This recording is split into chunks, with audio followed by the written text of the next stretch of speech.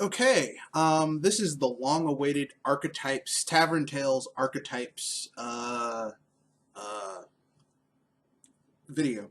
We're going to go over the 5 most popular archetypes of RPGs. Now, first of all, I need to talk about what an archetype is. The archetype is the prime example of X, Y, or Z. So the archetype, the typical example of a particular type. So, and I'm going to use comic book examples to describe these characters because they are more readily available than, say, whatever. So the first archetype we'll go over is the warrior slash paladin. Um, the paladin is your champion. Their very presence makes everyone else's makes they bring out the best of everyone else around them. So basically, like, the paladin is the conscience or the resolve of the party, right? The best example I can give of a paladin is your classical Captain America, right? Like, Captain America is not perfect, but he strives to live towards an ideal that even himself, like even he himself, can sometimes become jaded. But he ultimately, it's because whatever he's looking at has failed to live up to the ideal that he wants it to be at, and that makes him a very neat character. Now, that being said, some people are going to say, well, you know, why is that archetype important? Well, in RPGs, you need your paladin, you need your champion, you need that person who basically is the one who says, like, we don't do that, we don't go that far. On the DC side, your champion, your paladin is someone like Superman. When your paladin starts losing their shit, it's serious. Like, when the paladin's like, this person is pure evil, they aren't fucking around. Because they don't normally go to that level of extremes. They're like, yeah, this person is fucked. Paladin is very important. They're your leaders. They're the heart of your party.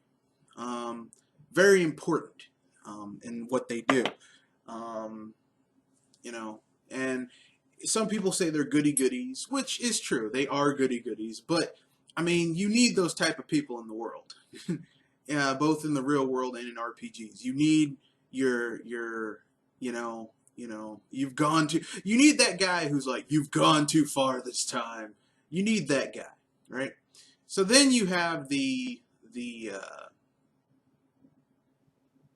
cross point, the polar opposite of the goody goody, which is the rogue, that shifty bastard who's always got a plan. And the best example I can give of this is someone like Batman or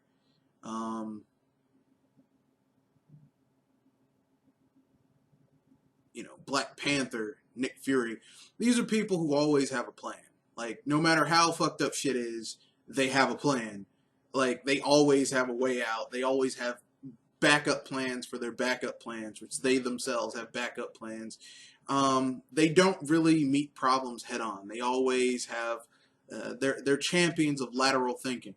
Your rogue is very important in an RPG because basically these motherfuckers, they're the brains of the group, right? They come up with the plans. But you never want to make a rogue your leader because they're shifty as fuck, and there's certain things. Sometimes they take things too far, as evidenced by anyone who has ever read a Batman comic. Like, sometimes there's a high chance that a rogue will slip. A rogue will fall for the trap of expediency, i.e., going for what's easy and quick over what's right and proper. Next, you have one of my personal favorites, which is the cleric, right? The cleric if the paladin is slash warrior is the heart of your group, and the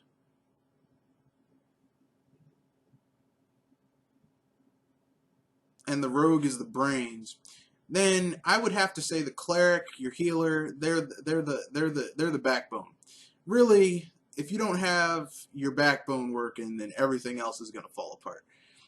Your cleric is the person who heals the group. They're the people who hold shit together. The best example I can think of for this is someone like Night Nurse in Marvel who heals the heroes, or the Scarlet Witch in her later roles in Marvel's Avengers, where she's like the healer. She can use magic. Like, these people keep your ass alive. They make sure you could fight longer, fight harder, keep people together, hold shit down. Another good way to look at it is someone like Sue Storm, aka Sue Richards, when she got married to Reed in Fantastic Four. This is someone who basically holds shit down. They keep things together. Okay. Next, you have the ranged person. This is your ranger slash a gunner in some other games. Sniper, whatever. These characters are highly specialized, and typically speaking, have some issues in combat because they're too damn specialized. The best example I could think of is someone like a Green Arrow. Now, everyone likes Green Arrow and Hawkeye and shit like that, but really they have some issues. They aren't perfect, and frankly speaking, they have a few issues that kind of hold them back from being great. Sadly.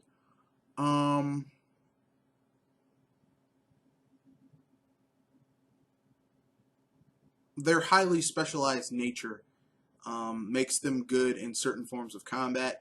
They're great for support and backup, cover fire, shit like that.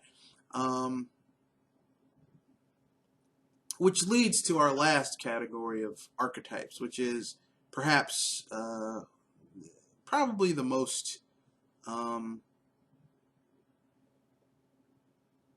kind of looked over, and that is your glass cannon, your magic user, the people who can fuck things up horrifically, but you got to kind of watch their ass.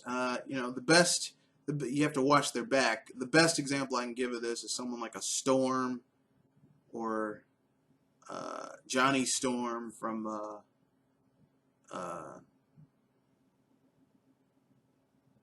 Fantastic Four, like, or Dr. Fate, or Dr. Strange. Like, Dr. Strange in a fist fight would get fucked up, but Dr. Strange in a straight one-on-one with magic is a dude you would not want to trifle with. Like, this guy is capable of some magical feats that defy imagination.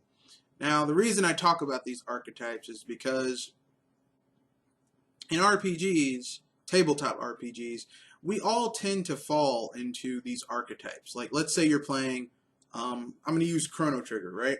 Chrono is a warrior, okay? He's a warrior. Frog is a paladin, because, he has a sense of honor that informs everything that he does. Magus is your glass cannon. Luca is your ranger support. Marl is your healer. Isla is your barbarian slash berserker. Robo is a tank. I mean, let's just keep it real. He's a tank. And who am I missing? No, I think that's all of them. I mean, they all fall into these particular archetypes. And that's the thing you have to realize about RPGs. If you're creating characters in RPGs, they tend to fall into those archetypes, which there's nothing wrong with it. That's just the nature of playing RPGs. Next time I do Tavern Tales, we'll talk about how, thinking laterally, you can create new and interesting characters by playing with the foundations of these archetypes. Um, Once you learn the basics, you can literally um, change and twist things into new and interesting dynamics, creating new classes, interesting character models, and we'll go through that in the next Tavern Tales. Thank you and have a good day.